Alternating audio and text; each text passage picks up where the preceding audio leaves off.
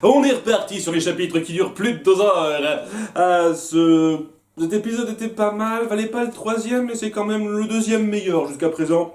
Donc on se rend au GNN, la société de télévision où on enregistre à peu près tout et n'importe quoi, des tonnes d'émissions. Et j'aimerais revenir très rapidement sur Roger, le producteur qu'on avait vu dans l'épisode précédent, que j'avais un petit peu suspecté d'être le grand cerveau derrière tout ça, ce qui n'est toujours pas totalement impossible, même si après ce qu'on découvre dans cet épisode, ça paraît relativement peu probable.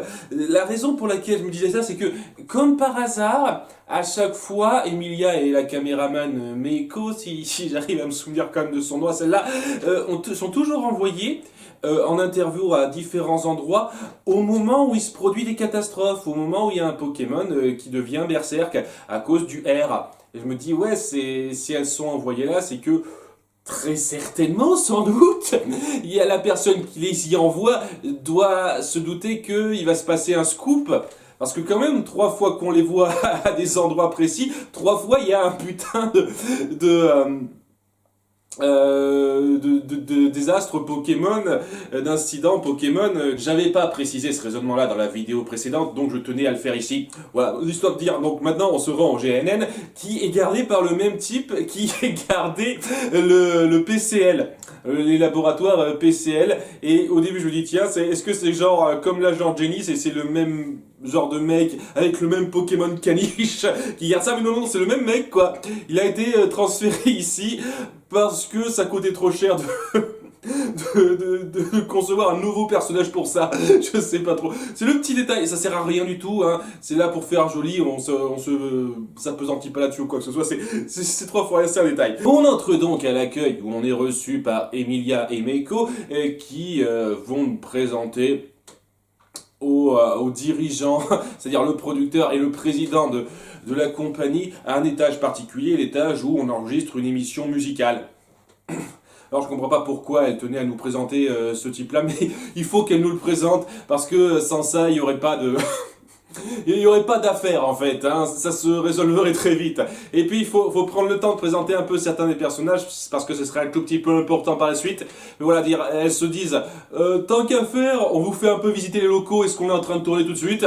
On tourne une émission musicale, voilà. On vous présente ça et donc on va découvrir des tonnes et des tonnes de personnages par rapport à ça. C'est un truc qui m'a plu et que j'ai trouvé un peu dommageable dans la 4e affaire, c'est-à-dire que il y avait quasiment aucun personnage notable, et c'est pour ça que le coupable était évident, alors que dans le chapitre 3, il y avait plus de personnages qui s'étaient mis en avant, donc on pouvait suspecter beaucoup de personnes, et c'est pareil ici, il y a beaucoup de personnes.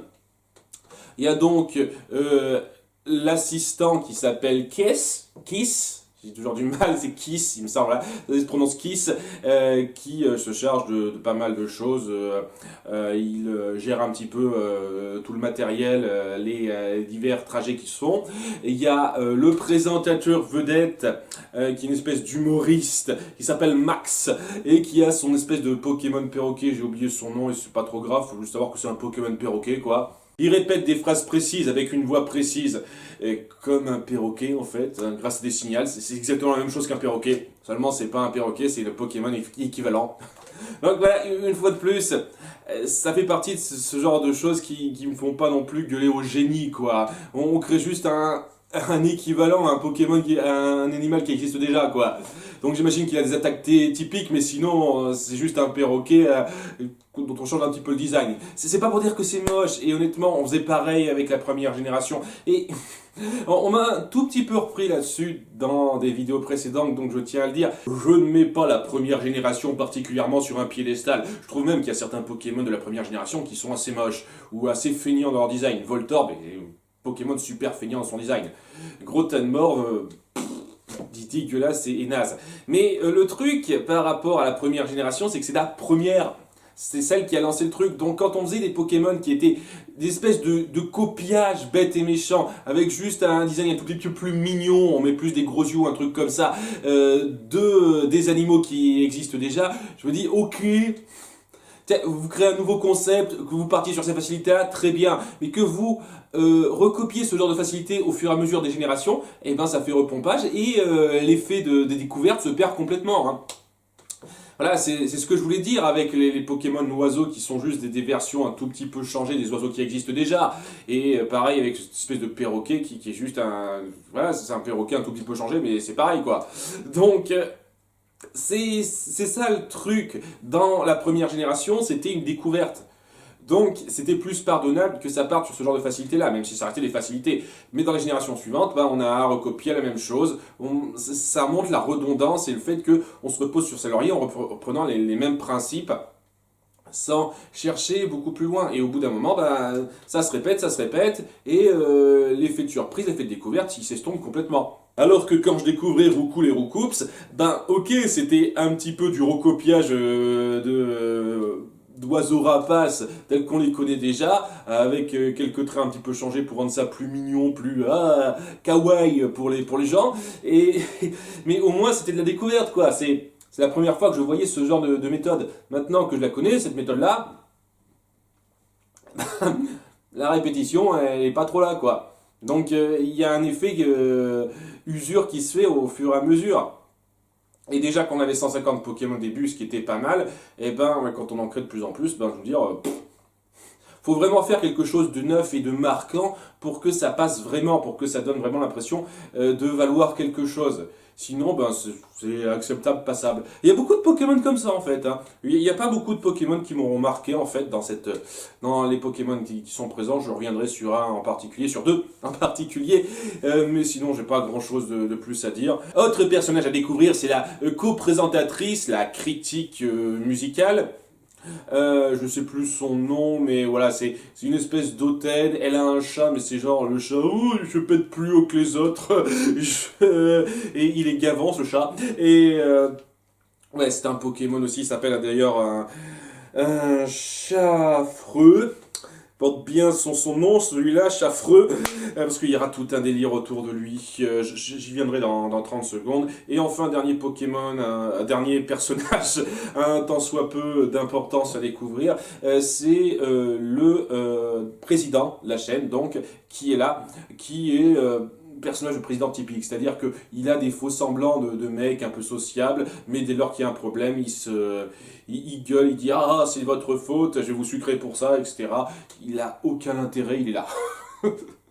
C'est même pas considéré une seule seconde comme un suspect ou quoi que ce soit, là c'est juste là pour être le stéréotype du président, du grand Manitou qui dirige tout et qui affiche une fausse bonhomie pour être en fait un sale con lambda qui tient les rênes quoi, voilà. Donc, on a surtout ça comme personnage. Après, on en découvre aussi quelques-uns rapidement, comme le responsable de la régie et celui qui l'assiste. On va découvrir aussi pas mal de Pokémon qui aideront un petit peu dans le tournage. Notamment, il y a des Pokémon qui s'appellent Yanma, voilà. Yanma qui sont des Pokémon vol qui dirigent les caméras, c'est-à-dire qu'elles servent de caméraman. Et j'ai trouvé ça intelligent comme principe parce que voilà, ce sont des Pokémon vol, donc elles ont vraiment une marge de manœuvre beaucoup plus grande qu'un humain normal. C'est très intelligent, je trouve. Après, ils doivent avoir un super contrôle aérien pour arriver à ne pas faire trembler la caméra du tout pendant chaque tournage. Hein. Mais vraiment du tout. C'est assez dingue, ça.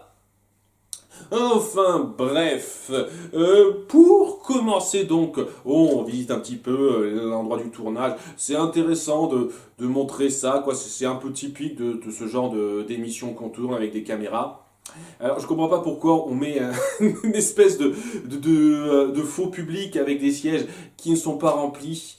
Est-ce qu'il y a des tournages où il y a du public pour de vrai, je sais pas trop, mais voilà, là c'est des voix préenregistrées. C'est un petit peu bizarre ça. Mais bon, peut-être que c'est pour donner le change à certains moments. C'est un micro-détail ça. Et à un moment donné, on va nous faire jouer un petit peu avec le matériel.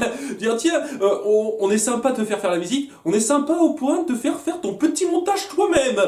Et un petit moment qui sert absolument à que dalle, hein, nous sommes d'accord, à part pour présenter un petit peu le concept de conducteur. Un conducteur, en fait, c'est la liste des mouvements de caméra à faire autour de telle scène pour le montage, hein, pour le visuel, comment montrer l'image aux gens. Et donc, ça nous sert à ça, cette espèce de jeu où on nous fait monter nous-mêmes à une scène où Pikachu fait son bolos en disant « Oh, je suis détective Pikachu, je suis le meilleur Eureka !» Ah oui, je n'ai pas parlé, c'est un de ces petits délires, ça. Voilà, et donc on doit choisir certains angles de caméra selon notre ordre, selon notre convenance, hein, il n'y a pas de bon ou de mauvais choix pour faire un montage. Alors c'est mignon comme petit jeu, mais je trouve ça quand même dingue qu'un visiteur comme ça, qui a pas grand chose pour lui, pas beaucoup de trucs qui lui permettent ça, soit permis de faire ce genre de choses. On lui accorde l'accès aux caméras pour filmer un truc qui n'a rien à voir avec quoi que ce soit et pour lui faire son petit montage. Je suis sûr que ça coûte du fric ce genre de truc, mais merde, on laisse faire. Nous sommes très gentils dans le coin. Si tous les mecs qui visitent peuvent faire ça, et ben dis donc. Enfin bon, c'est rien, hein, je me plains pour rien, là, nous sommes d'accord. Un petit truc aussi, par rapport au Pokémon et le tournage, comment ça se passe, qui m'a fait plus tiquer, par contre, parce que bon, avec les Yanma qui se charge d'être caméraman, je trouve ça logique. Je trouve que c'est bien pensé. Par contre, il y a un moment donné, il y a un out qui sert de minuteur. On a besoin de minuter de façon claire à quel moment on arrête ci ou ça, et ben on utilise ce out comme minuteur parce qu'apparemment il a un chronomètre dans la tête ou un truc comme ça, et pourquoi vous n'utilisez pas bêtement un chronomètre quoi? Pourquoi vous vous reposez seulement sur un Pokémon pour ça? C'est histoire de fourrer du Pokémon pour fourrer du Pokémon, je trouvais ça stupide. Autant les Yanma Cameraman c'est logique, autant ça, si vous prenez un chronomètre, merde, ça sera le même effet, mais... Qu'est-ce qu'on avait à foutre, quoi? Le Pokémon, il est pas forcément fiable à 100%. Le chronomètre, à moins d'être complètement une tanche, vous savez gérer ce genre de truc, quoi. C'est un détail, c'est l'histoire de fourrer un Pokémon avec ces espèces de pseudo-capacités. Voilà, c'est un détail, mais ouais, je trouve ça très superflu. Quoi qu'il en soit, il va y avoir pas mal de choses qui vont se passer, sachant qu'à la base on est venu pour voir des images, quand même, de l'incident à Fine Park. Parce que je rappelle qu'Emilia et Meiko ont fait un tournage un an plus tôt, j'avais pas fait gaffe tilté que c'était un an plus tôt dans l'épisode précédent, mais c'était un an plus tôt, c'est-à-dire au moment de l'accident. C'est pour ça que je me dis, ouais, quand même, c'est dingue, quoi. À chaque fois, elles sont là, pile poil, au moment où il y a ces incidents, quoi. Et donc, on est là pour voir les images de l'incident précis avec Dracofeu. Et donc, c'est un truc qu'on verra à la fin. Mais vraiment à la fin. Et donc, pendant toute l'histoire, on va s'intéresser à pas mal de petits accidents qui vont se passer, de petits incidents qui vont se passer sur le tournage et qui nous feront faire une petite enquête. La première enquête en question étant sur Chafreux, donc le Pokémon de la critique un peu hautaine qui a disparu. Et donc, il faut qu'on enquête pour savoir où il se trouve. Et le plus dingue là-dedans, c'est, je pense, l'enquête la plus... sur laquelle j'ai eu plus de mal à trouver la solution parce que c'était pas aussi évident que d'autres fois. Faut comprendre, d'après un témoignage, qu'il s'est fourré à un endroit où se trouvait un autre Pokémon. Et il fallait comprendre par rapport à un témoignage qu'on avait vu qu'il y a une caisse dans laquelle était enfermé un Magnéti pour se préparer à l'émission. Alors, j'ai pas très bien saisi ce délire, quoi. Il y a un Magnéti et un Abo qui se prépare pour préparer un truc sur le plateau, je sais pas trop quoi, alors que c'est censé être une émission musicale. Donc je trouve ça bizarre, voilà. C'est un détail, je trouve ça quand même bizarre. Bref, il y a une caisse où est enfermé un Magnéti. Et suite à quelques commentaires, on se rend compte que le Magnéti n'est plus dans sa cage, on doit deviner qu'il est plus dans sa cage, et donc très certainement Chafreux a dû se mettre dans cette cage-là. C'était pas si évident que ça. La première fois que j'ai pas deviné rapidement où se trouvait la solution à ci ou ça. Donc c'était intéressant comme réflexion, ça fait plaisir de voir ça. Ça seulement, voilà, c'est pour le truc le plus insignifiant du chapitre. C'est ça qui est un peu dommage. Mais voilà, donc on finit par comprendre qu'il se cache dans la caisse où se trouvait le Magnetti. Et donc le Magnetti a été viré de là. Il va falloir le retrouver rapidement après pour remettre un peu les choses en place et lancer l'émission. Sachant que pendant cette enquête, on découvrira un petit peu les gens en coulisses. Et le seul personnage d'importance, c'est la violoniste Iris. Je sais que c'est pas son nom, mais c'est trop ça, quoi. Je sais pas, tu changes un tout petit peu sa coupe de cheveux et c'est Iris, hein, pour moi. Donc, ça me fait un petit peu... Ça fait un petit peu bizarre de voir ça, mais voilà, donc il y a cette violoniste qui se prépare pour l'émission musicale, donc, et qui est super douée, elle a son violon fétiche, qui coûte une fortune, on la découvrira dans pas très longtemps, ça, où elle est accompagnée par son Pokémon, dont j'ai pas noté le nom, parce que tout ce qui m'a marqué chez ce Pokémon, c'est que c'est un insécateur avec des moustaches de cartoon ridicule. C'est le détail qui rend complètement con ce Pokémon en fait. Et de toute façon, si on lui vire ce détail, c'est un putain d'insécateur, hein. C'est la même chose. Est-ce que c'est une version évoluée d'insécateur? Quand il évolue, il lui pousse des moustaches, sachant qu'il a un nom qui est quand même assez éloigné d'insécateur. Je sais pas. Mais voilà, ce Pokémon m'a marqué juste pour sa moustache bien cartoonesque ridicule, qui le rend pas du tout, mais alors pas du tout sérieux une seule seconde. Hein, c'est une espèce de Pokémon gag, seulement on est censé le prendre au sérieux un petit peu de 3 moments. Je sais pas, tu vois, avec ce truc, tu te dis non, c'est fait pour faire rire, hein, c'est pas fait pour être sérieux ce truc-là pour moi, mais bon. Et donc, ouais, quoi, on l'apprend à la côté un petit peu et on voit que c'est une grande musicienne, c'est la première fois qu'elle passe à la télé, elle a un peu le trac. Et on découvre aussi un autre Pokémon qui appartient à personne de particulier, semble-t-il. J'ai pas trop fait gaffe à ça, en tout cas. Et qui s'appelle Mimikyu. Alors, Mimikyu, je connaissais un petit peu. Ça fait partie des rares Pokémon post-première génération que je connaissais un petit peu.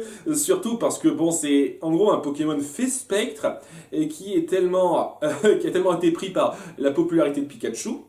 Sachant que oui, Pikachu est populaire par rapport aux fans de Pokémon, pas au sein du monde Pokémon. Donc c'est un peu n'importe quoi pour moi dès lors qu'on y réfléchit. Hein. Je sais pas, il y a un truc qui fait en sorte que les Pikachu sont mis super en avant dans le monde Pokémon particulier. Je veux dire, les Pikachu sont mis super en avant pour le fan de Pokémon, le mec qui a suivi la série ou d'autres jeux, je sais pas trop quoi. Parce que voilà, c'est le Pokémon... iconique qu'on met le plus en avant, Pikachu, mais dans le monde, j'ai jamais eu cette impression-là. Au sein du monde même, j'ai jamais eu l'impression que Pikachu était aussi populaire en comparaison des autres Pokémon. Mais voilà, ce Pokémon, donc c'est un Pokémon spectre qui est un petit peu envieux de ça et donc qui met une espèce de drap par-dessus lui pour se faire ressembler vaguement à un Pikachu. Et donc on ne sait jamais à quoi il ressemble. Et je trouve ça super glauque. Mais vraiment, c'est un Pokémon qui est tellement obsédé par une fausse image qu'il tient absolument à regarder cette image. Et on ne sait jamais à quoi il ressemble vraiment. Tout ce qu'on sait de lui, c'est qu'il porte une espèce de drap qui lui fait ressembler à une espèce de Pikachu super sombre et dark et un peu un peu flippant. Et voilà, c'est un peu traité comme une blague à la légère dans ce chapitre. Et bon, c'est un petit peu drôle par moment, je le nie pas, mais ça fait un petit peu bizarre, parce que pour moi, c'est super glauque comme concept. Super glauque. Enfin bref, quoi, ce Pokémon aura une certaine importance, je le dis tout de suite. Et donc une fois qu'on a réglé le problème de base, le problème d'introduction, hein, de prologue en quelque sorte, on se lance enfin dans le gros du problème, l'enquête principale, où on se prépare donc à tourner l'émission avec nos deux présentateurs. Et au moment où l'émission commence à se tourner, on voit donc que Iris, je l'appellerai comme ça, je m'en fous, je vais pas retenir son vrai nom, de toute façon j'oublierai d'ici 2-3 mois cette femme et je n'aurai plus aucun souvenir d'elle, donc je l'appelle Iris. Et donc Iris a un peu le trac, mais elle finit par jouer, elle joue très bien, très jolie, etc. Et suite à ça, il y a une petite entracte entre guillemets où donc Iris, notre violoniste, se repose un petit peu et laisse son violon dans sa valise, je sais plus exactement comment ça s'appelle ce truc-là, avant de se préparer, et c'est là que Case arrive et il nous dit que il a fait une petite erreur, il avait prévu que le Pokémon assistant qui amènerait son violon à, à Iris pour qu'elle joue, parce que oui, il y avait une petite mise en scène prévue par rapport à ça, n'est pas dispo, parce que oui, il s'était trompé dans la journée, donc et qu'est-ce qu'on va faire pour ça? C'est pas comme s'il y avait des tas de Pokémon dans le coin qui pourraient régler ce problème, mais non, non, non, allez, tu voudrais pas demander à ton Pikachu de faire ça, s'il te plaît? Et Pikachu se dit oh oui oui oui oui parce que il en pince à fond pour la violoniste, hein. Elle adore sa façon de jouer, sa façon de d'exprimer ses sentiments pendant qu'elle joue. Il est touché par la beauté de cette fille et donc il se dit oui oui je veux faire ça et donc voilà on se prépare pour présenter ça pour la petite mise en scène rapide avec les repères au sol. À nouveau, hein, ça dépeint bien ce genre de truc. C'est ce qu'on fait au théâtre et dans les émissions, c'est-à-dire on crée des repères pour savoir où se placer, etc. avec du scotch. Ça, c'est une pratique courante. Et ça montre quand même certaines pratiques des tournages que j'ai trouvé intéressant. Quoi qu'il en soit, au moment où on fait la répétition pour donner son violon à Iris, et ben il se passe un petit accident et c'est ça qui va lancer un petit peu l'intérêt de l'affaire quand même. Il y a les deux Yanma qui se chargent de filmer ça selon différents angles, selon donc leurs conducteurs, les conducteurs qu'on leur a donnés, et qui se rendent dedans et qui manquent vaguement, je dis bien vaguement, de nous faire du mal avec leur caméra qui nous tombe dessus. Là, on l'a vu venir assez facilement, c'est pas trop un problème. J'insiste un petit peu sur ce détail parce que on essaiera de jouer un petit peu là-dessus à la toute fin, et j'ai trouvé ça un petit peu gros, mais voilà, il y a ça, il y a des caméras qui nous tombent dessus, et bon, on les évite facilement, seulement le violon se fait détruire.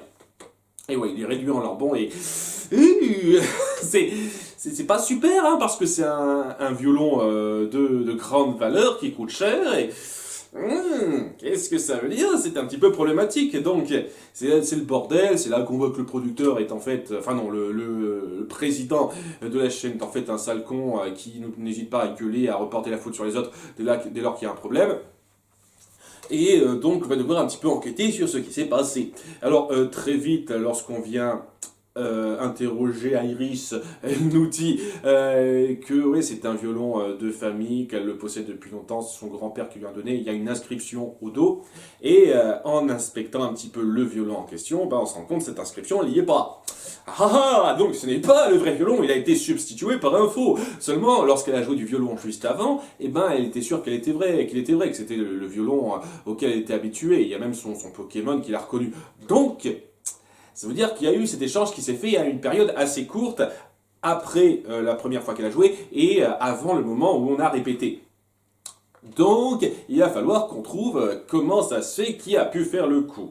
Alors, on va comprendre déjà que quelqu'un a fait en sorte que les Yanma aient des conducteurs qui ne correspondent pas à ce qui était prévu à la base, c'est-à-dire donc les mouvements de caméra qu'ils devaient faire, ce qui était prévu dans le script n'a pas été mis en place. On a substitué un des conducteurs d'un des Yanma pour qu'il se rentre dedans. Donc il y a quelqu'un qui a vraiment fait ça à dessein, et en plus de ça, on inquiète un petit peu sur tout le monde, en sachant si tout le monde a un alibi, et oh, comme par hasard, tout le monde a un alibi. Et je vais le dire, tout de suite, j'ai vu venir qui était le coupable une fois de plus, parce que, à nouveau, c'était assez évident quand même dès lors qu'on y réfléchit. À nouveau, dans le chapitre 3, c'était un indice qui est resté dans le crâne, mais c'était pas non plus super évident non plus, mais pareil que dans le chapitre 4, dès lors qu'on réfléchit un petit peu, il n'y a pas beaucoup d'autres possibilités, dès lors qu'on réfléchit un petit peu. Donc, voilà, tout le monde était un petit peu en train de vaquer à ses occupations dans son coin, la plupart ont été aperçus par d'autres, tout le monde a été aperçu par quelqu'un à un moment donné, mais il y en a deux qui n'ont pas été aperçus, mais seulement entendus. Il y a donc les deux présentateurs, la critique, Oten, qui n'a pas daigné répondre à un des assistants qui est venu frapper à sa porte, et le présentateur Max qui a juste répondu à la porte et qui n'a pas répondu en personne lorsque quelqu'un lui a demandé quelque chose. Et je me dis ouais, c'est le mec qui a un perroquet qui peut répéter les voix et qui s'est donné un faux alibi, hein, ça peut être que ça. Parce que dans la loge de l'autre critique avec son gros chat, je pense qu'il n'y a pas moyen de falsifier ça. À moins d'avoir un enregistrement, mais il n'y a absolument aucun indice qui met ça en place d'une quelconque façon. Donc ça peut être que Max. Ça peut être que Max et son perroquet, hein. Enfin, son Pokémon perroquet, à nouveau, je ne sais plus comment il s'appelle. Hein, je sais qu'il y a des fans qui sont ah mais appelez-le comme il faut, c'est pigeonronné.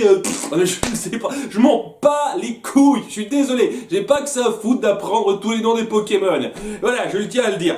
Donc c'est un peu évident pour moi. Il y a que cette possibilité-là qui colle en fait. Mais donc, on est obligé une fois de plus d'aller à la pêche aux indices, et c'est pas que c'est mauvais ou quoi que ce soit, hein, c'est plutôt bien foutu. À nouveau, les liens logiques qui se créent et l'enquête est sympathique à suivre.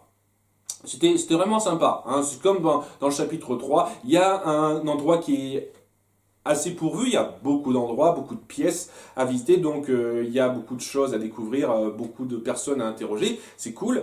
On a vraiment une diversité, un grand espace sur lequel enquêter, c'est très marrant, mais voilà, le problème, comme d'habitude, c'est que c'est très évident qui a fait le coup, en fait. Et bon, je vais pas y aller par quatre chemins, on finit par trouver des micro-indices, des trucs qui indiquent bien que c'est forcément la personne avec un perroquet qui a dû s'en tirer à bon compte, à faire croire à son alibi, et oh, comme par hasard, c'est bien lui. On le pointe, ah, c'est vous, Max! En donnant des indices super évidents. Et au bout du compte, il dit qu'il a fait ça parce que il voulait du fric, il avait peur de plus pouvoir payer ses dettes parce qu'il n'était pas... il perdait en popularité. Et sachant qu'il y a le producteur qui dit « Oh, mais je t'aurais gardé, hein, t'aurais pu encore être payé, etc. » Mais après ce que t'as fait, non, ça va pas se faire. « Oh non, j'ai été stupide dans le drame !» On essaye de mettre un petit peu de poids sur du drame, j'ai vu ça 100 fois mieux, en 100 fois mieux en Détective Conan. C'est un peu ça le truc, quoi, c'est une affaire à la Détective Conan, ça. Et j'ai vu de meilleures affaires à la Détective Conan que ça. Voilà, c'est histoire de dire, hein. Donc, une fois qu'on l'a dévoilé et qu'il est arrêté à cause de ça, on est content parce qu'on a trouvé le coupable, le violon donc est retrouvé et son vrai propriétaire peut le garder, sachant que je sais pas, j'imagine qu'il comptait le revendre au noir, le violon ou quelque chose comme ça. À nouveau, hein, à chaque fois qu'on vole un objet de valeur, je me demande toujours comment un Pékin qui s'y connaît pas forcément en revente au noir de ce genre de truc peut s'en sortir. Mais bon, hein, on va pas s'apesantir là-dessus. Et après ça, il y a Meiko qui arrive pour dire « Ah, j'ai enfin retrouvé le film que tu recherchais. » Et je me dis « Ah oui, c'est vrai. J'étais venu là pour ça, pour cette vidéo. J'avais un petit peu oublié, on a fait une grosse tangente. On va repasser à l'intrigue principale. » Et donc, on voit la vidéo à la régie. Qui montre un petit peu donc l'accident avec Dracofeu qui est devenu berserk et donc c'est évident parce qu'il a les yeux qui deviennent rouges comme les autres Pokémon qui ont été touchés par le virus R.